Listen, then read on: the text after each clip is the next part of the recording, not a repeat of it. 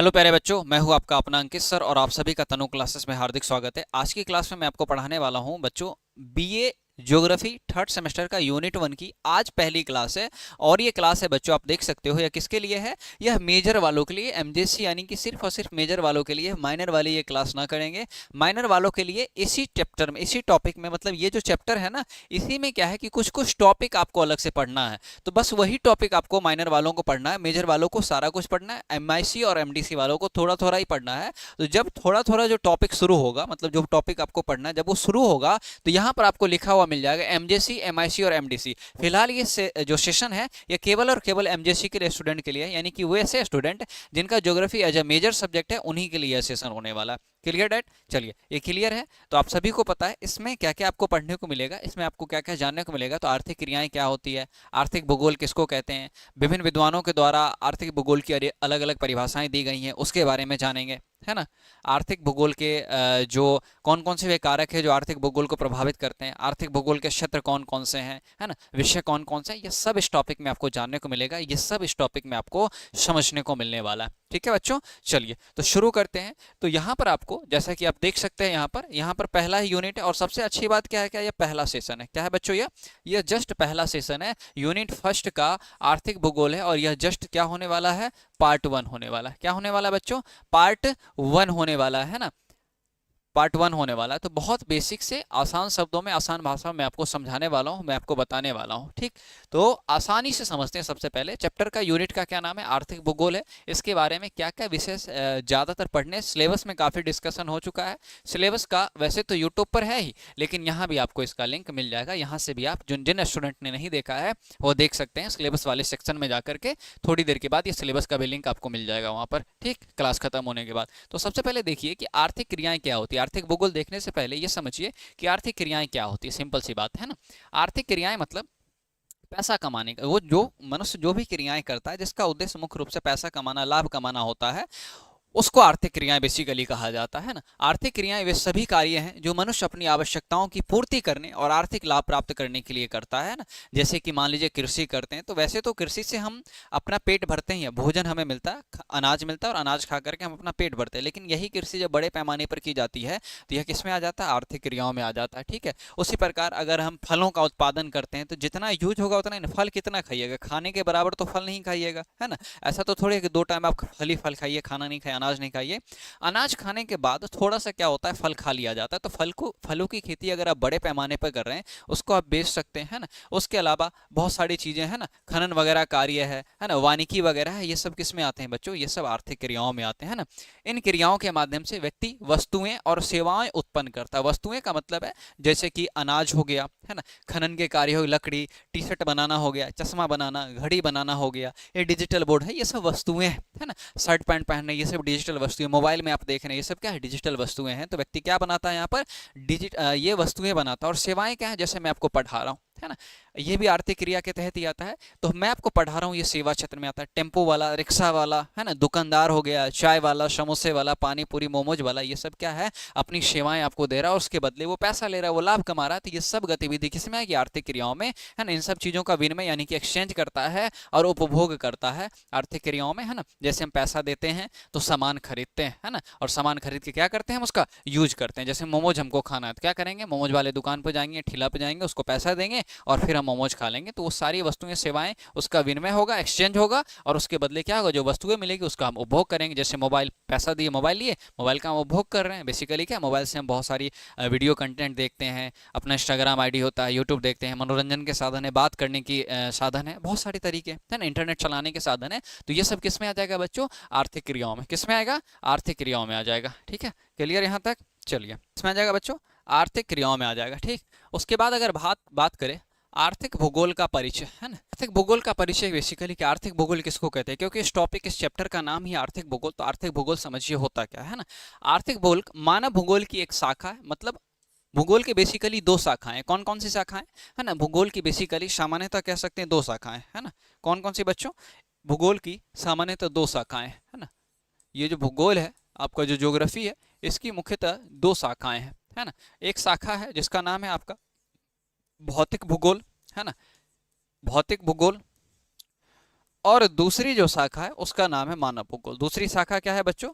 दूसरी जो शाखा है उसका नाम है मानव भूगोल। क्या नाम है बच्चों? दूसरी शाखा का नाम है मानव भूगोल। तो भूगोल की बेसिकली कितनी शाखाएं हो गई? दो शाखाएं हो गई, भौतिक भूगोल और कौन सी शाखाएं हो गई? और मानव भूगोल। तो मानव भूगोल के अंतर्गत कई सारी शाखाएं हैं, उसमें से एक शाखा है आपका कौन सा? आर्थिक भूगोल। क्या कौन सी शाखा है बच्चों? एक शाखा है आपका कौन सा? आर्थिक भूगोल है। इसी आर्थिक भूगोल के बारे में बीए थर्ड सेमेस्टर के फर्स्ट यूनिट में आपको पढ़ना है। ठीक है, इसी आर्थिक भूगोल के बारे में पढ़ना है बच्चों। तो बेसिकली आर्थिक भूगोल क्या हो गया? आर्थिक भूगोल मानव भूगोल की वह शाखा या विषय बताता है कि मनुष्य पृथ्वी पर कहाँ और कैसे आर्थिक काम करता है। जैसे कि बिहार में उद्योग धंधे नहीं है, वहीं आप झारखंड चले जाइए धनबाद के क्षेत्र में, तो कोयला आधारित उद्योग आपको बहुत सारा मिलेगा। क्यों? क्योंकि वहाँ पर खनन संबंधी कार्य होते हैं। जहाँ पर लौह अयस्क मिलता है वहाँ लौह अयस्क के कारखाने हैं ना, लोहे को परगलन करके यानी कि गला करके और अलग अलग तरह की वस्तुएं बनाई जाती है। तो जहाँ पर जो चीज़ें मिलती हैं ना, पृथ्वी पर कहाँ और कैसे आर्थिक काम करता है, तो जहाँ जो चीज़ें मिलेगी आदमी मनुष्य उसी के हिसाब से काम करेगा। तब ऐसा तो है नहीं, अगर मान लीजिए कर्नाटक में कहीं पर लोहा मिल रहा है तो उसका काम जो गलाने का काम कहाँ होगा? झारखंड में होगा। हो सकता है, लेकिन इससे क्या होगा? कॉस्ट बढ़ जाएगा, परेशानी होगी, ट्रांसपोर्टेशन कॉस्ट बढ़ेगा, फिर चीज़ें महंगी मिलने लगेगी। इसलिए आर्थिक भूगोल में ये समझा जाता है कि पृथ्वी पर जो मनुष्य है वह कहाँ और कैसे आर्थिक काम करता है ना, ऐसे काम जिससे उसको पैसे की इनकम हो सकती है। इसलिए मैंने पहला जो आपको परिभाषा दिया था किसकी? आर्थिक क्रियाओं की। आर्थिक काम मतलब आर्थिक क्रियाएं जिससे पैसे का क्या होता है? आमदनी होता है, लाभ होता है। ठीक। और अगर बात करें आर्थिक भूगोल के, तो दो भागों में इसको बांट सकते हैं। आर्थिक भूगोल को आप कितने भागों में बांट सकते हैं बच्चों? दो भागों में बांट सकते हैं। कौन कौन सा आर्थिक क्रियाएं? जैसे यहाँ पर क्या हो रही है? यहाँ पर माइनिंग हो रही है, खनन हो रही है, कोयला है, पूरा का पूरा क्या है? कोयला। तो कोयले को क्या किया जा रहा है? निकाला जाता है। बड़े बड़े मशीन होते हैं, क्रेन होते हैं, बुलडोजर जिसको कहते हैं, सब तरह की बड़ी बड़ी मशीनें होती है और वहाँ से कोयला निकाला जाता है। उसको फिर समीप के क्षेत्रों में, है ना, जहाँ जहाँ उसका उपयोग है, उपभोग है, उसको भेज दिया जाता है। सिंपल सी बात है। तो कोयला रख करके करेगा क्या क्या उपयोग होते हैं? और कोयले का अधिकतर उपयोग जो होता है थर्मल पावर में होता है ना, जो हम बिजली उपयोग करते हैं। अधिकतर देश में अभी अधिकतर जो बिजली अभी भी बनती है वो किससे बनती है? कोयला आधारित बिजली है ना। इसलिए कोयला आधारित बिजली है, सौर ऊर्जा आधारित नहीं है, पवन ऊर्जा आधारित नहीं है। लगभग लगभग 2/3 बिजली का उत्पादन तो देश में हो रहा है ना, वो किस आधारित हो रहा है बच्चों? कोयला आधारित हो रहा है। इसलिए कोयला अभी भी हमारे हमारे कह सकते हैं भारत के उद्योग की, है ना, या भारत की जरूरत की एक रीढ़ है। अगर अचानक से कोयला खत्म हो जाए हमको बहुत सारी समस्याएं हो सकती है। ठीक है। तो जो आर्थिक भूगोल है इसको दो भागों में बांट सकते हैं। कौन कौन सी? पहला तो है पहली श्रेणी की क्रियाएं, है ना। आर्थिक क्रियाएं में पहला श्रेणी की क्रियाएं मतलब ये वैसे काम है, ये वैसे कार्य है ना, जो मनुष्य की जरूरतें हैं, है ना। इसके बिना मनुष्य की जीवन की कल्पना नहीं की जा सकती। जैसे खाना हो गया, कपड़ा पहनना हो गया, घर बनाना हो गया, यात्रा करना हो गया, है ना। तो इसके बिना क्या आप अपने जीवन की कल्पना कर सकते हो? नहीं कर सकते। तो बहुत ज़्यादा जरूरी है, नेसेसरी काम है, जरूरी क्रियाएं हैं। इसको किस में रखा गया? पहली श्रेणी में रखा गया। ये काम जीवन को बनाए रखने के लिए किए जाते हैं, क्योंकि जीवन को बनाए रखने के लिए मतलब अगर खाना नहीं खाएगा तो आदमी क्या होगा? मर जाएगा। सिंपल सी बात है। कपड़े नहीं पहने हो क्या नंगा पुंगा घूमोगे? नहीं घूमोगे, है ना। अगर घर नहीं बनाओगे तो रहोगे कहाँ? पता चला बारिश हो रहा है, कभी बहुत ज़्यादा ठंड पड़ रही है, कभी बहुत ज़्यादा गर्मी पड़ रही है, कभी रात में सो रहे हो अचानक से बारिश हो गई, कभी बिजली कड़क रही है, समझो कहाँ रहोगे? गुफाओं में रहोगे? नहीं रहोगे ना। इसलिए बहुत ज़्यादा जरूरी है। इसलिए इन सभी क्रियाओं को पहली श्रेणी के तहत रखा गया, है ना बच्चों। इसलिए इन सभी क्रियाओं को पहली श्रेणी के तहत रखा गया। और दूसरी जो है, दूसरे भाग है, इसमें दूसरी श्रेणी की क्रियाएं आती है। जैसे कि बात करें, है ना, मनुष्य जब अपनी बुनियादी ज़रूरतें पूरी कर लेते हैं, जैसे उसको भोजन मिल गया, खाने की व्यवस्था हो गई, कपड़ा हो गया, रहने का इंतजाम हो गया, यात्रा वगैरह अगर वो कर सकता है, तब वो मनुष्य ऐसे ऐसे काम करता है जिससे उसको पैसा मिले, है ना। आर्थिक क्रियाएं करता है जिससे उसको लाभ मिल सके। जैसे एग्जाम्पल के लिए बात करते हैं, मनुष्य क्या करेगा? खेती करेगा। तो फिर पूछोगे सर भोजन तो कर रहा है ना, तो खेती तो करेगा ही। तो खेती बेसिकली दो तरह से हो सकती है ना। एक तो इतनी खेती कर लीजिए कि अपने परिवार की ज़रूरतें पूरी हो सके। अगर आपके पास बहुत ज़्यादा खेत है, बाकी छोड़ दीजिए, कुछ में खेती कर लीजिए, परिवार की ज़रूरतें पूरी हो जाएगी। नहीं तो इतना ज़्यादा खेती करिए कि परिवार की ज़रूरतें तो पूरी हो ही, उसको बेच सकते हैं, लाभ कमा सकते हैं। तो इसमें किस में आएगा? आर्थिक क्रियाएं या द्वितीय श्रेणी में आ जाएगा, है ना। वस्तुएं बनाना जैसे कि उद्योग हो गया, जैसे ये स्टाइलर मैंने हाथ में, है ना, जैसे अंगूठी मैंने पहन रखा है, कहीं ना कहीं सोनार की दुकान पे, जैसे ये धागा है ना, जैसे करके ये घड़ी है, जैसे ये चश्मा है, जैसे ये टी शर्ट है, इस टी शर्ट में बटन है ना, सब अलग अलग तरह से डिजाइन अलग होता है, बटन अलग बनता है, धागा अलग जगह पे बनता है। तो ये सब वस्तुएं बनाना सब किसके हिस्से आते हैं? सब दूसरी श्रेणी के अंतर्गत आते हैं। ठीक है। व्यापार करना, जैसे सामान को आप बनाओगे, है ना, जैसे आप बल्ब बना लियो, पापड़ बना लियो, अचार की फैक्ट्री है, अगरबत्ती बना रहे हो, तो कहीं बेचोगे, किस लिए बेचोगे? लाभ कमाने के लिए, दूगो पैसा होगा, सिंपल सी बात। गांव में तो ऐसे ही कहते हैं ना, कोई काम कर ले बउआ, दूगो पैसा होता है। दूगो पैसा होते हैं तो केकरा बढ़िया होते हैं? जो बउए के बढ़िया होते हैं ना, है ना, उसी प्रकार से समझिएगा। तो ये मनुष्य जो है, ये दूसरी श्रेणी की क्रिया में वो सारी क्रियाएं आती है जब मनुष्य की अपनी बुनियादी जरूरतें पूरी हो जाती है, उसके बाद वो लाभ कमाने के लिए सोचता है, पैसे कमाने के लिए सोचता है। वो सारी क्रियाएं किस में आती है? दूसरी श्रेणी की क्रिया में, जैसे खेती करना, वस्तुएं बनाना, व्यापार करना, उद्योग करना, है ना। इनसे मनुष्य को पैसा और समृद्धि मिलती है। पैसा आता ही है, और पैसा जब आएगा तो आपका लाइफ स्टाइल अच्छा होगा। कल को अगर आप झोपड़ी में रह रहे तो अच्छे घर में रहोगे, फिर महलों में रहोगे, साइकिल चलते हो तो मोटरसाइकिल होगा, फिर 4 चक्का होगा, फिर पता नहीं BMW फरारी वगैरह पे चढ़ोगे, है ना। गांव में रहते हो तो शहर शिफ्ट कर जाओगे, छोटे शहर, फिर बड़े शहर शिफ्ट कर जाओगे। ये क्या लाता है? समृद्धि लाता है। लाइफ स्टाइल बहुत अच्छा क्या होता है? ऊंचा हो जाता है, बहुत ही बढ़िया हो जाता है लाइफ स्टाइल। तो मुख्यतः आर्थिक क्रियाओं को दो श्रेणियों में बांटा गया। पहली श्रेणी की क्रियाएं और दूसरी श्रेणी की क्रियाएं। पहली श्रेणी की क्रियाएं वो सारी क्रियाएं हैं जिससे मनुष्य अपनी जरूरतें पूरी करता है, जिससे जो मनुष्य के जीवन के लिए आवश्यक है, भोजन हो गया, कपड़ा हो गया, घर हो गया। दूसरी श्रेणी की क्रियाएं वैसी क्रियाएं हैं जो मनुष्य अपनी जरूरतों की पूरी करने के अलावे करता है, और उससे वह लाभ कमाने के लिए करता है ना। जैसे कि उद्योग हो गया, व्यापार हो गया, खेती हो गया, ये सब दूसरी श्रेणी की क्रियाओं में आएगा। मैं श्रेणी के ऊपर बांट रहा हूँ यहाँ पर। आर्थिक, प्राइमरी, प्राथमिक, द्वितीयक और तृतीयक नहीं है, बस श्रेणी के अनुसार बांटा गया है ना। अब आपका सवाल होगा कि क्यों पढ़ा जाता है, क्या उद्देश्य है इसके पीछे, है ना। आर्थिक भूगोल क्यों पढ़ना चाहिए, क्या उद्देश्य है आर्थिक भूगोल के पीछे? तो बेसिकली आर्थिक भूगोल हमें जानने में मदद करता है कि मनुष्य अपने पर्यावरण के अनुसार उत्पादन यानी कि कोई चीज़ बनाता है। जैसे कि गुजरात की बात करें भारत में, और महाराष्ट्र की बात करें, तो गुजरात और महाराष्ट्र में क्या होते हैं? कपास आधारित उद्योग बहुत है ना, सूती वस्त्र आधारित उद्योग है, और सूती वस्त्र के लिए कच्चा माल क्या है? कपास है ना। क्या है? कपास है। तो कपास से क्या बनेगा? सूती वस्त्र बनेगा। सूती वस्त्र का क्या हुआ? यहाँ पर उत्पादन हुआ, फिर उसका वितरण यानी कि उसको देश के अलग अलग क्षेत्रों में या दुनिया के दूसरे देशों में भी भेजा जाएगा बेचने के लिए। और उपभोग मतलब लोग उसको पहनेंगे, यूज करें। उपभोग का मतलब है क्या? यूज करना, पहनना। कपड़ा खाओगे तो नहीं, यूज ही करोगे ना। उसी प्रकार बिस्किट इंडस्ट्री भी हो सकता है, बिस्किट बनती है, पापड़ बनता है, चिप्स बनता है, अलग अलग तरह के प्रोडक्ट बनते हैं, मिक्सचर बनती है, मिठाई बनती है। अब तो बिकाजी का ऐसा हो गया, समोसा भी आ रहा है ना। आप क्या करो? पैकेट फाड़ो, सिंपल सी बात है, समोसा निकालो और तल के खा लो, है ना। इस तरह के भी समोसा आते हैं। आज तक तो मैंने नहीं खाया, पता नहीं कैसा होता होगा। ठीक है, जैसा भी होता होगा, इस सब का क्या किया जाता है? अध्ययन किया जाता है। आर्थिक भूगोल में यह अध्ययन किया जाता है कि वस्तुएं कहाँ और कैसे बनती है। जैसे मैंने गुजरात और महाराष्ट्र का एग्जाम्पल दिया, गुजरात और महाराष्ट्र का जो क्षेत्र है वो कपास आधारित क्षेत्र, वहाँ पर कपास का उत्पादन बहुत ज़्यादा होता है। और कपास जो है सूती वस्त्र के लिए कच्चा माल का काम करता है ना। बिना कपास के सूती वस्त्र आप अच्छा सूती वस्त्र नहीं बना सकते हो। तो वस्तुएं कहाँ और कैसे बनती है? तो कपास का उत्पादन कहाँ होता है ना, और कैसे होता है? कपास से टी शर्ट कैसे बनाए जाते हैं, उनका आदान प्रदान यानी कि विनिमय कैसे होता है, कैसे कैसे कपास फैक्ट्री तक आता है, और फैक्ट्री से बने हुए जो टी शर्ट है, शर्ट है या कपड़े हैं, जो भी चीज़ें हैं, वो भारत के अलग अलग क्षेत्रों में या दुनिया के अलग अलग जगहों में या दुनिया के अलग अलग देशों में जाते हैं, है ना। कहाँ और कैसे उनका उपभोग किया जाता है? उन जगहों पर जब ये पहुँचते हैं तो किस तरह से लोग उसका उपयोग करते हैं, है ना, उन कपड़ों का, है कि नहीं। लोग पैंट शर्ट सिला लेता है, लोग टी शर्ट पहन के टी शर्ट खरीद के पहनता है, और इन सब में अलग अलग क्षेत्रों में क्या क्या भिन्नताएं हैं, है ना।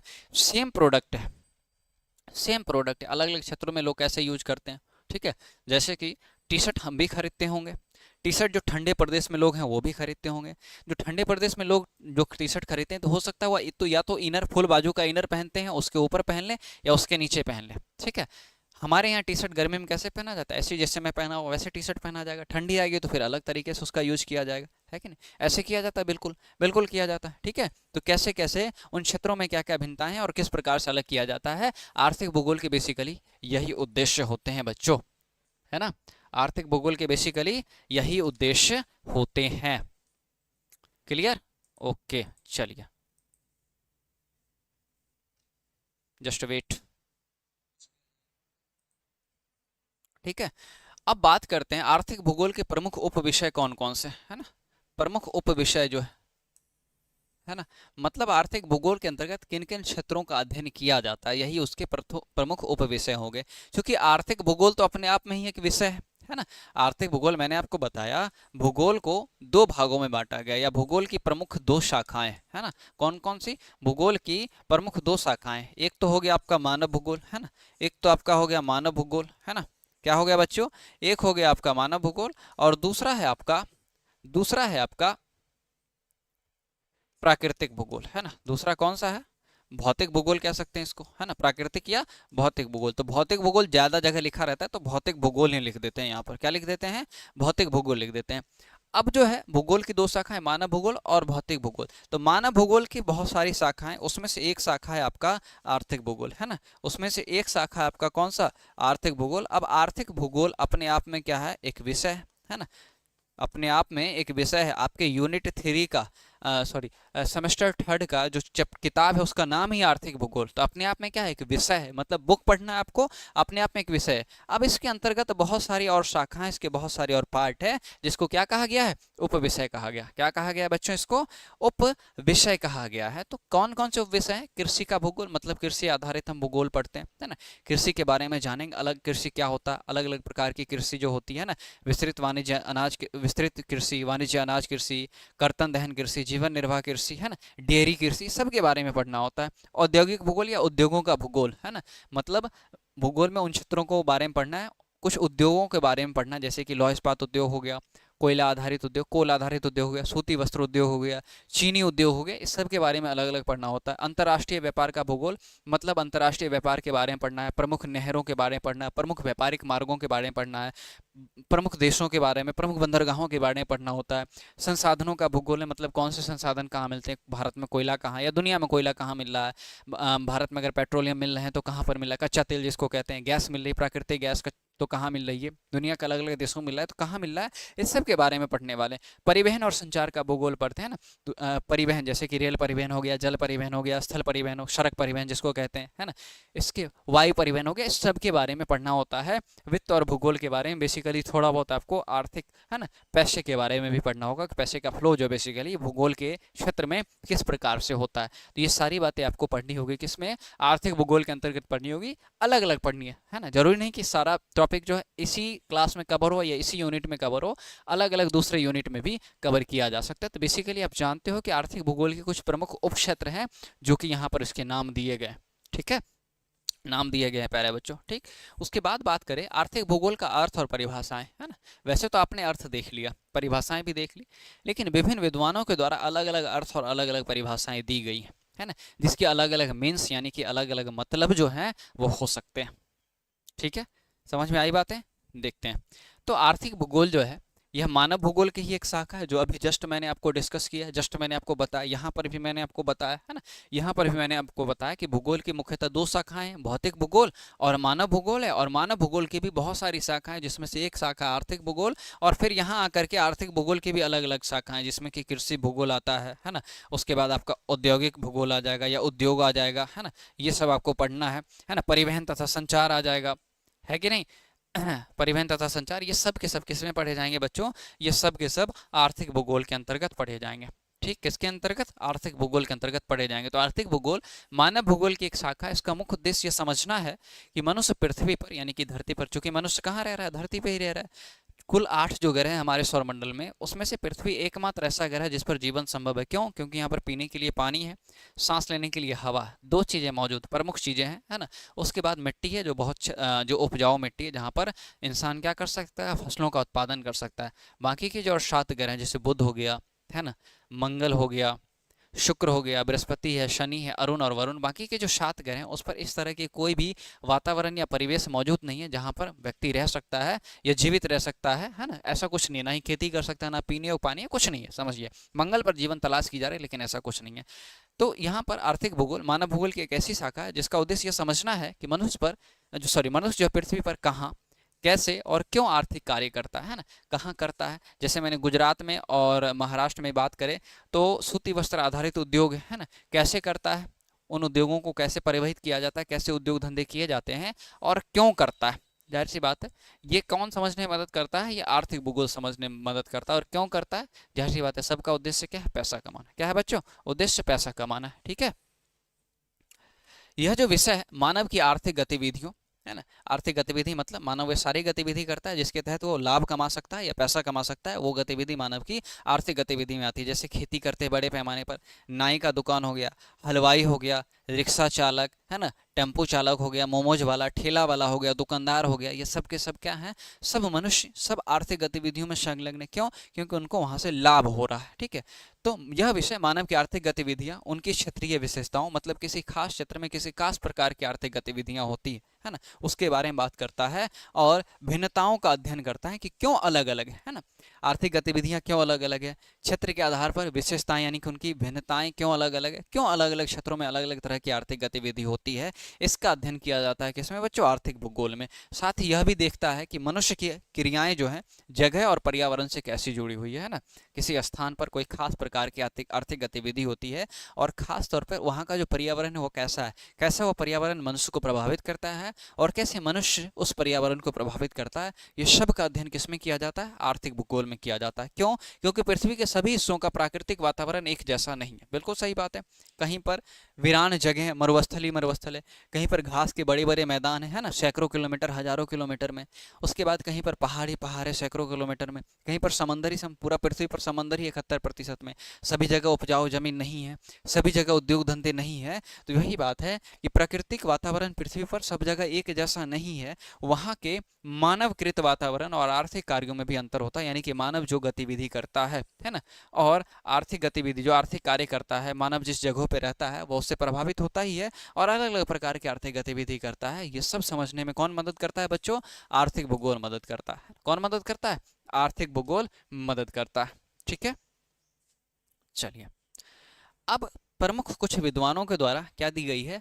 आर्थिक भूगोल की अलग अलग परिभाषाएं दी गई है और ये शॉर्ट टाइप क्वेश्चन में आपसे पूछेगा। क्या किस किस टाइप में, शॉर्ट टाइप जो क्वेश्चन होते हैं, किसी किसी यूनिवर्सिटी में 2 ही नंबर के होते हैं। देखिए यूनिवर्सिटी में भी एग्जाम का पैटर्न अलग अलग हो सकता है, अलग अलग यूनिवर्सिटी में, जैसे कि आपको पता है ना, क्वेश्चन का जो टाइप होता है ना, क्वेश्चंस, प्रश्नों के जो प्रकार होते हैं वो 2-3 प्रकार के होते हैं। एक तो होता है ना, एक तो होता है ऑब्जेक्टिव टाइप क्वेश्चन, जिसमें आपको 4 ऑप्शन मिलेंगे, है ना, ऑब्जेक्टिव टाइप, है ना। अब ये जो ऑब्जेक्टिव टाइप होगा इसमें 4 ऑप्शन भी मिलेगा, जिसको एमसीक्यू कहते हैं, मल्टीपल चॉइस क्वेश्चन कहते हैं ना, एमसीक्यूज कहा जाता है।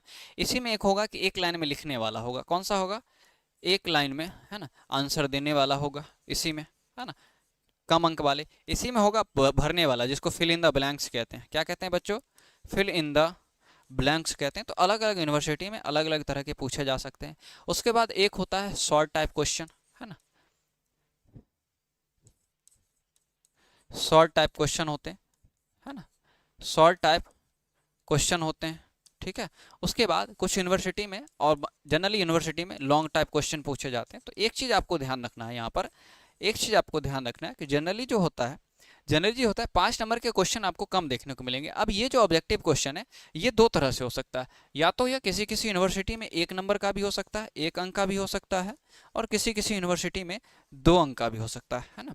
तो जिस यूनिवर्सिटी में 1 अंक का ये ऑब्जेक्टिव क्वेश्चन होगा, शॉर्ट शॉर्ट जो होगा वह 2 अंक का हो जाएगा, और लॉन्ग कितने अंक का हो जाएगा, लॉन्ग 5 अंक का होगा। कितने अंक का, 5 अंक का। जिस यूनिवर्सिटी में ये ऑब्जेक्टिव क्वेश्चन 2 अंक का होगा तो लॉन्ग आपका 5 अंक का होगा। कितने अंक का, 5 अंक का, सॉरी शॉर्ट 5 अंक का, और लॉन्ग कितने अंक का हो जाएगा, 10 अंक का हो जाएगा। तो अलग अलग यूनिवर्सिटी में अलग अलग तरीके से पूछा जाता है। तो या तो आपसे 1 या 2 अंक में पूछ ले, या आपसे 2 या 5 अंक में पूछ ले। समझ में आ गई बात है? तो इस तरह से आपसे पूछा जा सकता है ना, इस तरह से पैटर्न आपके हो सकते हैं, इस तरह से आपको पूछा जा सकता है। तो पूछिएगा बेसिकली, जैसे यहाँ पर नाम हार्टसॉन और अलेक्जेंडर के अनुसार आर्थिक भूगोल की क्या परिभाषा है, इसके बारे में बताइए। ठीक है, अगर इसके बारे में आपसे पूछता है कि हॉटसॉन और अलेक्जेंडर के अनुसार आर्थिक भूगोल की क्या परिभाषा है बताने के लिए कहता है, तो हॉटसॉन और अलेक्जेंडर ने कहा था, 2 अलग अलग नाम है ना, कि आर्थिक भूगोल वह विषय है जो पृथ्वी की सतह पर, पृथ्वी का जो धरातल है, पृथ्वी का सतह है, वहाँ पर जो है वस्तुओं और सेवाओं का जो उत्पादन हो रहा है ना, कोई चीज़ हम बना रहे हैं, बेच रहे हैं, कोई कार्य हम कर रहे हैं, वकील, डॉक्टर, नाई, धोबी, बहुत सारी चीज़ें। विनिमय यानी कि वस्तुओं का आदान प्रदान, और उपभोग यानी कि उस वस्तुओं का कंजप्शन, है ना, जैसे शर्ट बना रहे, कपड़ा पहनने के लिए, खाना भोजन खाने के लिए बना रहे, है ना, परिवहन है, यात्रा करने के लिए, बेसिकली यही है, माल ढोने के लिए, सामान धोने के लिए है। तो ये सब की क्षेत्रीय भिन्नताओं का अध्ययन करता है ना, कि कहीं कहीं पर ये वस्तुएं, सेवाएं, है ना, इसका उपभोग, इसका विनिमय अलग अलग क्षेत्रों में अलग अलग क्यों है, इसका अध्ययन किस में किया जाता है, आर्थिक भूगोल में किया जाता है। इसका उद्देश्य यह समझना है कि ये भिन्नताएं क्यों होती है, क्यों अलग अलग जगहों पर अलग अलग भिन्नताएं हैं, है ना। अलग अलग जगहों पर जैसे कोयला आधारित उद्योग कहीं और है ना, लौह अयस्क आधारित उद्योग कहीं और है, कपास आधारित उद्योग कहीं और है, चीनी उद्योग कहीं और है ना, सूती वस्त्र उद्योग कहीं और है। तो ये सब अलग अलग क्यों है और उन पर आधारित सिद्धांत बनाना, ये उद्योग अलग अलग क्यों है और क्यों है, ये क्यों खोज करके एक सिद्धांत बनाना, ये किसमें अध्ययन करना है, आर्थिक भूगोल में। किसने कहा था? हार्टसॉन और अलेक्जेंडर साहब ने कहा था। किसने? हार्टसॉन और अलेक्जेंडर साहब ने कहा था। और भी भूगोलवेता हुए जिनके अनुसार आर्थिक भूगोल की अलग अलग परिभाषाएं दी गई। डडले स्टाम्प नाम के एक भूगोलवेता हुए, है ना। कौन से बच्चों? डडले स्टाम्प नाम के एक भूगोलवेता हुए। उनके अनुसार भी भूगोल की अलग अलग परिभाषाएं दी गई। उन्होंने कहा कि आर्थिक भूगोल में उन सभी प्राकृतिक और मानव कारकों का अध्ययन किया जाता है जो मनुष्य की उत्पादकता को प्रभावित करते हैं। प्राकृतिक कारक और मानवीय कारक, है ना, ये मनुष्य की उत्पादकता को प्रभावित करते हैं। मनुष्य की उत्पादकता कहने का मतलब है कि मनुष्य कितना काम कर सकता है ना। ये किससे प्रभावित होता है? ये प्राकृतिक और मानव का ये किससे प्रभावित होता है? ये जो उत्पादकता प्रभावित होता है, ये जिससे भी प्रभावित होता है उसका अध्ययन किया जाता है, ठीक है। लेकिन केवल उसी हद तक जहां तक वे उत्पादन और व्यापार से जुड़े हो, है ना।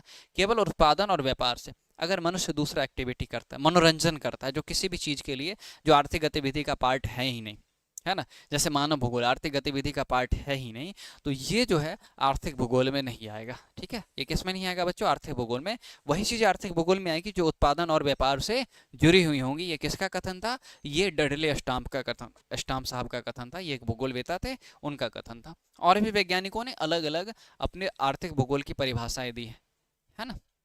एक वैज्ञानिक हुए जिनका नाम था E.W. जिम्मरमैन, है ना। नाम भी अजीब अजीब है, आपको देखना पड़ेगा, आपको ये याद रखना पड़ेगा, ठीक है। 2 नंबर या शॉर्ट टाइप लॉन्ग टाइम जो भी क्वेश्चन आपसे पूछा जाएगा उसमें आपको बताना पड़ेगा, ठीक। उसमें क्या करना पड़ेगा? आपको बताना पड़ेगा। डब्ल्यू जिमरमैन साहब ने कहा कि आर्थिक भूगोल पर्यावरण के संदर्भ में मानव के आर्थिक जीवन का अध्ययन है। मतलब मानव जो आर्थिक गतिविधि करता है ना, मानव आर्थिक गतिविधि करता है वो अपने पर्यावरण से प्रभावित होता है या पर्यावरण के द्वारा वो प्रभावित होता है, ठीक है। उसका अध्ययन किसमें किया जाता है? आर्थिक भूगोल में। मतलब मनुष्य अपने वातावरण के अनुसार कैसे आर्थिक काम करता है, कौन कौन सी चीजें कहाँ पाई जाती है। अब जहाँ पर जंगल नहीं है ना, जहाँ पर उपजाऊ मिट्टी नहीं है, आप खेती नहीं कर सकते हो। पहाड़ी क्षेत्रों में आप रेल लाइन नहीं बिछा सकते हो, सिंपल सी बात है ना। और सुदूर पहाड़ी क्षेत्रों में जैसे हिमालय रीजन में आप सड़कें भी नहीं बना सकते हो, सिंपल सी बात है ना। तो मनुष्य जो है अपने वातावरण के अनुसार ही क्या करता है? आर्थिक क्रियाकलाप करता है। ये किसका कथन था? ये डब्ल्यू जिमरमैन साहब का। किसका बच्चों? डब्ल्यू जिमरमैन साहब का। उसके बाद एक और वैज्ञानिक हुए जिनका नाम था चिसोल्म, है ना। इन्होंने भी आर्थिक भूगोल की अलग अलग परिभाषाएं दी है। ये सब आपको, चूंकि आप देखो, चूंकि आप छात्र हो बीए के, इसलिए आपको थोड़ा डिटेल में सारी बातें पढ़नी पड़ेगी, सारा कुछ समझना पड़ेगा कि अब चूंकि आप आ चुके हो 11 से 9 10 से, है ना, 12 से पढ़ के आ चुके हो, तो थोड़ा विस्तार से आपको पढ़ना पड़ेगा। किसने क्या कहा, किस वैज्ञानिक का क्या योगदान रहा, किस भूवैज्ञानिक ने कौन किसी बातें कही हैं किस क्षेत्र में, सब आपको पढ़ना पड़ेगा। तो चिस्मोल के अनुसार जो है इन्होंने क्या कहा? आर्थिक भूगोल को भविष्य में व्यापार और वाणिज्य के विकास की दिशा का अनुमान लगाने वाला विषय माना जा सकता है। मतलब व्यापार और वाणिज्य, है ना, जो बेसिकली व्यवसाय होता है ना, जो व्यवसाय होता है उसकी उसके विकास में उसका जो विकास होगा उसकी दिशा का अनुमान लगा सकते हैं हम किससे? आर्थिक भूगोल से। यानी कि अगर व्यापार और वाणिज्य ज़्यादा बढ़ेगा तो आर्थिक भूगोल का क्षेत्र भी व्यापक होगा, अगर नहीं बढ़ेगा तो आर्थिक भूगोल का क्षेत्र व्यापक नहीं हो सकता, जो भौगोलिक कारकों से क्या होता है? प्रभावित होता है, ठीक। ये किसने कहा था? ये चिशोल्म साहब ने कहा था। और क्या कहा था बच्चों? और भी थे, है ना, जिनका नाम था जे मैकफर्लेन के अनुसार, है ना। क्या नाम था बच्चों? जे मैकफर्लेन नाम था उनका। उन्होंने क्या कहा? उन्होंने कहा कि आर्थिक भूगोल में यह देखा जाता है कि भौगोलिक परिस्थितियां जैसे कि जलवायु है, मिट्टी की बनावट है, स्थल रूप है, कहीं पहाड़ है, कहीं पठार है, कहीं मैदान है, ये सब जो भौगोलिक परिस्थितियां हैं मनुष्य की आर्थिक गतिविधियों को कैसे प्रभावित करती है। जाहिर सी बात है, जो पहाड़ी क्षेत्र है वहाँ पहाड़ों पर भी घर होते हैं, लेकिन वहाँ पर आपको मैदानी क्षेत्रों के अकॉर्डिंग ये नहीं मिलेगा, सड़कें नहीं मिलेगी, अस्पताल काफ़ी नीचे पहाड़ों के नीचे आकर के बने होते हैं, स्कूल काफ़ी नीचे आकर के बने होते हैं, लेकिन लोग ऊपर में कहाँ रह रहे हैं? पहाड़ों पर रह रहे हैं। तो स्थल रूप जो है ये क्या करता है? मानव गतिविधि को, मानव के कार्यों को क्या करता है? प्रभावित करता है। आर्थिक भूगोल के संदर्भ में ये परिभाषा किसने दिया था? जे मैक फर्लेन साहब ने, है ना। उसके बाद और कौन व्यक्ति हुए? और कौन व्यक्ति हुए बच्चों? एक और व्यक्ति हुए जिनका नाम था R.S. थॉमन, है ना। R.S. थॉमन साहब ने क्या कहा? R.S. थॉमन साहब ने कहा कि आर्थिक भूगोल यह बताता है कि दुनिया के विभिन्न हिस्सों में, दुनिया के अलग अलग क्षेत्र हैं, अलग अलग देश हैं, इनमें लोग जो हैं वस्तुएं कैसे, कहाँ और क्यों बनाते हैं। ये किसने कहा था? ये R.S. थॉमस साहब ने कहा था। दुनिया के अलग अलग क्षेत्रों में, अलग अलग जगहों पर जो लोग हैं, क्योंकि वस्तु लोग ही बना, टी शर्ट व्यक्ति ही बनाएगा, ये चश्मा मैंने पहना है किसी कोई लोग ही बना रहे हैं, घड़ी कोई लोग ही बना रहे हैं, डिजिटल बोर्ड कोई लोग ही बना रहे हैं, आप लोग मोबाइल से देख रहे होंगे तो वो भी किसी किसी लोगों के द्वारा ही बनाया गया होगा। तो लोग जो हैं दुनिया के विभिन्न हिस्सों में वस्तुएं जो हैं कैसे बनाते हैं, कहाँ बनाते हैं और क्यों बनाते हैं। जाहिर सी बात है ना। पेट्रोलियम भारत में नहीं मिलता, क्यों नहीं मिलता? प्राकृतिक गैस भारत में उतनी बड़ी मात्रा में नहीं पाया जाता जितना खपत होता, क्यों नहीं होता है ना? क्यों नहीं होता? ये तो कारण हो सकता है ना। बड़े बड़े जो लग्जरी प्रोडक्ट हैं, बड़ी बड़ी लग्जरी गाड़ियां हैं, वो भारत में नहीं बनती हैं, क्यों नहीं बनती है? ठीक है, तो ये उसी का अध्ययन किया जाता है कि वस्तुएं कैसे, कहाँ और क्यों बनते हैं, है ना। उनका आदान प्रदान करते हैं और उनका उपयोग करते हैं। किसका है ना? वस्तुएं बनेगा आदान प्रदान मतलब बेचना खरीदना, और जब खरीद लिए तो खरीद लेंगे तो क्या करेंगे? उपयोग करेंगे। विशेष ध्यान इस बात पर दिया जाता है कि किसी आर्थिक गतिविधि का स्थान वहीं क्यों है ना। कोई आर्थिक गतिविधि विशेषकर वहीं पर क्यों हो रही है। ठीक है, जैसे सूती वस्त्र गुजरात, भारत के क्षेत्र में गुजरात और महाराष्ट्र में बहुत ज्यादा फल फूल क्यों रहे। ठीक है, ये इसमें किसका अध्ययन किया जाता है? आर्थिक भूगोल में। और किसने कहा था? R.S. थॉमस साहब ने। किसने कहा था बच्चों? R.S. थॉमस साहब ने कहा था। उसके बाद बात करें G.N. पॉन्ट्स के अनुसार। G.N. पॉन्ट्स कौन थे? G.N. पॉन्ट्स भी एक भूवैज्ञानिक थे। उन्होंने कहा, जो परिभाषाएं हम पढ़ते हैं ना, अब उन्होंने उसकी परिभाषाएं दी है ना, प्राथमिक द्वितीयक और तृतीयक पढ़ते हैं, उसके अनुसार उन्होंने बोला। उन्होंने कहा आर्थिक भूगोल पृथ्वी की सतह पर मनुष्य की उत्पादक गतिविधियों के वितरण का अध्ययन करता है। उत्पादक गतिविधि, जो भी मनुष्य उत्पादन करता है ना, जो भी मनुष्य बनाता है, बना करके एक जगह से दूसरे जगह भेजता है ना, इस सब का अध्ययन किसमें किया जाता है? आर्थिक भूगोल में किया जाता है। ये गतिविधियां 3 प्रकार की होती है। कौन कौन सी? प्राथमिक गतिविधि, जिसमें कृषि आता है, मत्स्य पालन, खनन आता है ना, वानिकी आएगा, पशुपालन, सब कुछ आएगा। द्वितीय क्रियाकलाप, जैसे कि उद्योग हो गए, विनिर्माण हो गया, है ना, निर्माण, है ना, क्या हो गया? विनिर्माण हो गया। ये सब किस में आएगा? ये सब प्राथमिक क्रियाकलाप में आएगा। तृतीय क्रियाकलाप में क्या आता है? परिवहन आएगा, व्यापार आएगा, सेवाएं आएंगे, जैसे मैं पढ़ा रहा हूँ वो आएगा, डॉक्टर होगा, वकील आएगा, ये सब किस में आएगा? ये सब तृतीय क्रियाकलाप में, तृतीय सेवाओं के तहत आएगा। ठीक है, उसके बाद एक और वैज्ञानिक हुए जिनका नाम था, जो जर्मनी के थे, जिनका नाम था गोड साहब। 1882 ईस्वी में उन्होंने परिभाषाएं दी। किसकी? आर्थिक भूगोल की। और ये महत्वपूर्ण है ना, ये इंपॉर्टेंट है, इसलिए आपको क्या करना है? इसको याद करना है बच्चों, इसको ध्यान में रखना है। ठीक है, आर्थिक भूगोल के संदर्भ में इनकी परिभाषा बहुत ज्यादा क्या माननीय है। आर्थिक भूगोल वस्तुओं के प्रभाव में विश्व के क्षेत्रों की प्रकृति का वैज्ञानिक अध्ययन करता है। वस्तुओं के प्रभाव में, जो वस्तुएं बनती है, ये कहीं पर कोई कच्चा पदार्थ पाया जाता है ना, तो उस वस्तुओं के प्रभाव में विश्व के अलग अलग हिस्सों में, अलग अलग क्षेत्रों में अलग अलग प्रकार की वस्तुएं पाई जाती है। ठीक है, विश्व के क्षेत्रों की प्रकृति का वैज्ञानिक अध्ययन करता है कि अलग अलग क्षेत्रों में अलग अलग वस्तुएं क्यों पाई जाती है, अर्थात यह देखना कि वस्तुएं कैसे और कहाँ बनती है तथा उनका प्रभाव अलग अलग क्षेत्रों पर कैसे पड़ता है। ये किसने कहा था बच्चों? ये जर्मनी के विद्वान गोट साहब ने कहा था। ठीक है, गोट जो बोलते हैं 1882 ईस्वी में। कब कहा था उन्होंने? 1882 ईस्वी में कहा था। क्लियर? उसके बाद देखे भूगोल की, आर्थिक भूगोल की क्या क्या अवधारणाएं है ना, आर्थिक भूगोल की बच्चों क्या क्या अवधारणाएं है। ठीक है, तो आर्थिक भूगोल को समझने के लिए 3 मुख्य स्थानिक का जानना बहुत ज़्यादा जरूरी है। ये 3 मुख्य स्थानिक कौन कौन से? पहला तो हो गया स्थल, स्पेस, दूसरा हो गया स्थान, प्लेस, और तीसरा हो गया पैमाना, स्केल। इस तीनों को अच्छे से अगर समझ लोगे तो ये पता चल जाएगा आर्थिक गतिविधियां अलग अलग जगहों पर अलग अलग क्यों होती है। ठीक है, अलग अलग जगहों पर अलग अलग क्यों होती है, समझना इस बात को। चलो ठीक, तो सबसे पहला एक एक करके देखते हैं बच्चों, है कि नहीं? एक एक करके देखते हैं। आप सभी का जहां भी जो डाउट हो वो जरूर पूछिएगा, है ना, जहां भी जो डाउट हो वो जरूर आपको पूछना, ये बात ध्यान रखना आपको। ठीक है, समझिएगा। स्थल का मतलब क्या होता है? स्पेस, है ना। आपने प्लेस भी देखा होगा, स्पेस भी, लेकिन दोनों अलग अलग चीजें। स्थल का मतलब है कि भौतिक दूरी, यानी कि एक क्षेत्र से दूसरे क्षेत्र के बीच में कितना दूरी है, समझिएगा चीज कि। और क्षेत्र यानी कि कोई चीज कहाँ पर स्थित है ना, जैसे कि बिहार से महाराष्ट्र की दूरी कितनी है। महाराष्ट्र में कपास उद्योग, कपास का खेती होता है, महाराष्ट्र में सूती वस्त्र उद्योग है, तो ये 2 क्षेत्रों के बीच में दूरी कितनी है ना। कपास सूती वस्त्र उद्योग कहाँ पर स्थित है, कपास कहाँ पर उगाए जाते हैं। यह अवधारणा हमें यह सवाल पूछने की अनुमति देता है या हमें बताता है कि कौन सी प्रक्रिया कहाँ पर हो रही है ना। क्यों हो रही है ये नहीं बताता, लेकिन कहाँ पर हो रही है ये जरूर बताता है। कौन सी चीजें, स्थल हमें बताता है ना। और इसको मुख्यतः 4 भागों में देखा जा सकता है। अगर आप स्थल की बात करेंगे तो जैसे कि भारत में कई सारे औद्योगिक प्रदेश है ना, मुख्य रूप से 7-8 हैं। जैसे कि हुगली औद्योगिक प्रदेश हो गया, आपका मुंबई पुणे औद्योगिक प्रदेश हो गया, दिल्ली नोएडा गुड़गांव मेरठ हो गया, अहमदाबाद वगैरह हो गया, छोटा नागपुर औद्योगिक प्रदेश हो गया। तो सब औद्योगिक प्रदेश अलग अलग है, यहाँ पर अलग अलग प्रकार की गतिविधियां होती है। कैसे होती है, क्यों होती है, ये सब इसमें बताया जाता है, ये सब इसमें समझाया जाता है। तो स्थल के मुख्यतः कितने भाग होते हैं बच्चों, स्थल के मुख्यतः 4 भाग होते हैं। ठीक है, स्थल के कितने भाग होते हैं, स्थल के मुख्यतः 4 भाग होते हैं। कौन कौन सा, प्रादेशिक और रूप है ना, प्रादेशिकता और रूपता, जिसको टेरिटोरियलिटी एंड फॉर्म कहा जाता है ना। मतलब किसी देश की भौगोलिक सीमा या उसका आकार कैसा है। जैसे कि भारत का आपने नक्शा देखा है ना, पाकिस्तान का नक्शा बैठे हुए कुत्ते के समान है ना। उसके बाद क्योंकि हरकतें वैसी करता है तो मुंह से निकल जाता है कि नहीं। चलिए उसके बाद अगर बात करें, क्योंकि आपने मैच देखा होगा तो पाकिस्तान हमारे खिलाड़ियों के साथ स्लेजिंग कर रहा था है ना, उसको स्लेजिंग करता, उकसाने को बोलते हैं स्लेजिंग करना। तो हमारे भी देश के खिलाड़ियों ने किया, लेकिन उकसाया उन्होंने, पहले उन्होंने स्लेजिंग की थी फिर हमने शुरू किया, यानी कि हमारे देश के खिलाड़ियों ने शुरू किया। हमारे यहाँ आए दिन आतंकवादी घटनाएं होती है जम्मू कश्मीर में, तो ये भी एक प्रमुख समस्या है। किधर से होती है, पाकिस्तान की तरफ से ही होती है। ठीक है, इसलिए ऐसा कहने का मन करता है। तो किसी देश की भौगोलिक सीमाएं अलग अलग, भारत की अपनी भौगोलिक सीमाएं, भारत का अपना क्षेत्र है, पाकिस्तान का अपना क्षेत्र है, बांग्लादेश का, नेपाल का, चाइना का, सबका अपना अपना क्षेत्र है ना।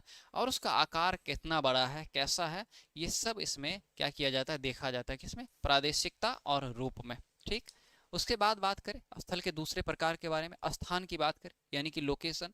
किसी देश या क्षेत्र की भौगोलिक स्थिति, जैसे भारत कहाँ है, दक्षिण एशिया में। भारत कहाँ है बच्चों, दक्षिण एशिया में, हिमालय के इस साइड है ना। भारत जो है बच्चों हिमालय के इस साइड, जैसे यहाँ पर देखोगे है ना, जैसे यहाँ पर आप देखोगे, यहाँ पर आप देखोगे मैप में, यहाँ पर क्या, हिमालय, विशाल हिमालय पर्वत है। क्या है बच्चों, विशाल हिमालय पर्वत है। तो हिमालय के दक्षिण में, इसलिए भारत कहाँ है, दक्षिण एशिया में। हिमालय के उत्तर में क्या है, यहाँ पर चाइना है, तो चाइना क्या हो जाएगा, उत्तरी एशिया में हो जाएगा। इसी तरह पश्चिमी एशिया में भी कुछ देश होंगे, पूर्वी एशिया में भी कुछ देश होंगे, साउथ ईस्ट एशिया में भी कुछ देश होंगे। तो ये जो है यहाँ पर लोकेशन भी मायने रखता है ना, स्थिति भी मायने रखता, स्थान भी मायने रखता है। ठीक है, कोई क्षेत्र कहाँ पर है। ठीक है, जैसे भारत दक्षिण एशिया में। स्थल में प्रवाह मतलब देशों के बीच व्यापार, जनसंख्या या सूचना का प्रवाह। एक देश दूसरे देश से व्यापार करते हैं, भारत चाइना से व्यापार करता है, भारत पाकिस्तान से फिलहाल नहीं कर रहा, भारत बांग्लादेश के बीच व्यापार होता है, भारत और यूरोप के देशों के बीच व्यापार होता है, भारत अमेरिका के बीच व्यापार होता है। तो ये जो व्यापार होता है इसमें भी इसका अध्ययन किया जाता है। जनसंख्या मतलब लोग काम करने के लिए जाते हैं, सूचनाएं एक जगह से दूसरी जगह आ जाती है ना। ट्रम्प साहब कुछ बोलते हैं और हम यहाँ पर लाइव देख रहे हैं, मोदी जी कुछ बोल रहे हैं कहीं पर जाकर के, हम यहाँ पर लाइव देख रहे हैं। तो ये सब क्या है, प्रवाह है। ठीक है, स्थानों का प्रवाह, सूचनाओं का प्रवाह, और समान दूरी है ना, अनइवन डिस्टेंस हो गया। जो एक पूंजीवादी अर्थव्यवस्था है कहाँ पर है ना, यह पूंजीवादी व्यवस्था, जैसे कि यूएसए। यूएसए में क्या है बच्चों, बिल्कुल पूंजीवादी व्यवस्था है ना। वहाँ पर उद्योगपतियों की ज्यादा पूछ है ना, और लोग, सरकार भी वैसी ही है। तो पूंजीवादी व्यवस्था में सभी स्थानों की पहुंच और दूरी बराबर नहीं होती है। तो क्या दूसरी तरह की अर्थव्यवस्था में होती है, सरकार कोशिश करती है दूसरी तरह की अर्थव्यवस्था में, लेकिन पूंजीवादी अर्थव्यवस्था में नहीं होता। एक क्षेत्र को बहुत ज़्यादा डेवलप कर दिया जाएगा और दूसरी क्षेत्र को कम डेवलप किया जाएगा, कम विकसित किया जाएगा। ठीक है, तो सभी जगह की पहुंच और दूरी समान नहीं होती, यानी कुछ जगह आर्थिक रूप से अधिक विकसित होते हैं और कुछ जगह आर्थिक रूप से कम विकसित होते हैं। और भारत भी कहीं ना कहीं उसी तरफ धीरे धीरे बढ़ रहा है, हम लोग भी कैपिटलिज्म की और पूंजीवाद की तरफ बढ़ रहे हैं। ठीक है, तो आपको एक चीज समझ में आ गया, ये जो स्थल आपने देखा है ना, स्थल के 4 मुख्य भाग ये आपने देख लिए, यह भी आर्थिक क्रियाओं को क्या करते हैं, प्रभावित करते हैं। दूसरा कौन सा, स्थान। स्थल आपने देखा, स्थान देख लिया। अब दोनों में भिन्नताएं, स्थल और स्थान में क्या है बच्चों, भिन्नताएं। स्थान का मतलब क्या होता है समझिएगा, स्थान किसी विशेष जगह की पहचान या उसकी विशेषता को बताता है। जैसे भारत में बात करिएगा, धनबाद कोयल माइन है ना, भारत के झारखंड में एक क्षेत्र है धनबाद है ना। धनबाद में क्या है बच्चों, धनबाद में कोयला के लिए प्रसिद्ध है। किसके किसके लिए बच्चों प्रसिद्ध है, कोयला के लिए प्रसिद्ध है, इसलिए धनबाद को क्या कहा जाता है, कोल कैपिटल ऑफ इंडिया कहते हैं। क्या कहते हैं बच्चों, कोल कैपिटल ऑफ इंडिया कहा जाता है। तो हर क्षेत्र की अपनी अपनी विशेषता, अपनी अपनी पहचान होती है। हर स्थान अपनी भौगोलिक, है ना, सामाजिक, सांस्कृतिक, राजनीतिक और पर्यावरण विशेषताएं सबकी क्या होती है, अलग अलग होती है ना। जैसे भौगोलिक विशेषताओं की बात करें तो भारत जो है दक्षिण एशिया में स्थित है। झारखंड बात करें तो बिहार के जस्ट नज़दीक में है ना। तो झारखंड में भी उद्योग धंधे हैं, लेकिन झारखंड समुद्र से नहीं जुड़ा हुआ है ना, समुद्र से नहीं जुड़ा है। उत्तर प्रदेश समुद्र से नहीं जुड़ा है, दिल्ली और उसके आसपास के क्षेत्र समुद्र से नहीं जुड़े हैं। तो हर की अपनी भौगोलिक विशेषताएं होती है। अब आप पूछोगे सर समुद्र के क्षेत्र में रहेगा, नजदीक में रहेगा तो क्या होगा, दुनिया के दूसरे देशों से व्यापार करने में आसानी होगी, परिवहन में लागत कम होगी, समय की बचत होगी, सब चीज की बचत होगी, है ना। सामाजिक संरचना हर देश की अलग अलग होती है। भारत की सामाजिक संरचना अलग है। भारत की सामाजिक संरचना में हिंदू, मुस्लिम, सिख, ईसाई है। हिंदुओं में जातिवाद, मुसलमानों में भी जातिवाद की है। वहीं अमेरिका वगैरह क्षेत्र में ऐसे जातिवाद व्यवस्था नहीं है, लेकिन वहाँ की सामाजिक संरचना अलग है। वहाँ पे लोग ज़्यादा पढ़े लिखे, वेल एजुकेटेड है ना, अपने अधिकारों को अच्छे से जानते हैं, है ना। उसके बाद अंधविश्वास कम करते हैं। इसके बाद बात करें तो वहाँ अगर भेदभाव है तो काले और गोरे का भेदभाव है। हर देश की, हर क्षेत्र की अपनी अलग अलग संस्कृति होती है। जैसे हमारी संस्कृति अलग है ना। बिहार के वासी हैं, छठ मनाएंगे ही मनाएंगे, और कुछ मनाए नहीं मनाए, है कि नहीं। उसी तरह असम में बिहू मनाया ही जाएगा, केरल में नौका दौड़ किया ही जाएगा। तो अलग अलग संस्कृति होती है। राजनीतिक और पर्यावरण विशेषताएं अलग होती है। हमारे देश की राजनीतिक विशेषताएं अलग है, अमेरिका की अलग है, जापान की अलग है, रूस की अलग हो सकती है, अलग अलग होती है, जो उस जगह की आर्थिक गतिविधि को क्या करती है बच्चों, प्रभावित करती है। मतलब किसी क्षेत्र की आर्थिक गतिविधि इन सारी चीज़ों से प्रभावित होगी। इन सभी चीज़ों मिल करके आर्थिक गतिविधि को प्रभावित करते हैं। अब इसका महत्व क्या है ना। स्थान जो है, स्थान का महत्व क्या है। स्थान की धारणा से भूगोलवेत्ता यह समझते हैं या समझने का प्रयास करते हैं कि क्यों एक ही आर्थिक प्रक्रिया हर जगह अलग अलग तरह से काम करती है ना। जैसे कि कृषि, है ना, भारत में कृषि अलग तरह से हो रही है, विकसित देशों में, यूरोप और अमेरिका में अलग तरह से हो रही है। उदाहरण के लिए यूरोप में उद्योग के विकास के तरीके भारत और अफ्रीका में उद्योग के विकास के तरीके से अलग क्यों है। कौन कौन सी परिस्थितियां उद्योग के विकास के तरीके के लिए रिस्पॉन्सिबल है, जिम्मेदार है, उसका अध्ययन किया जाता है। क्योंकि वहाँ की संस्कृति, समाज और पर्यावरण बिल्कुल अलग है। क्योंकि अभी जस्ट आपने देखा कि भौगोलिक, सामाजिक, सांस्कृतिक, राजनीतिक और पर्यावरण विशेषताएं सब पर डिपेंड करता है क्या चीज, स्थान, है ना। आर्थिक क्रियाएं, ये सब पर डिपेंड करता है। ठीक। उसके बाद तीसरा है पैमाना, है ना, स्केल। पैमाने का क्या मतलब है, स्केल का क्या मतलब है, समझिएगा। ठीक है बच्चों।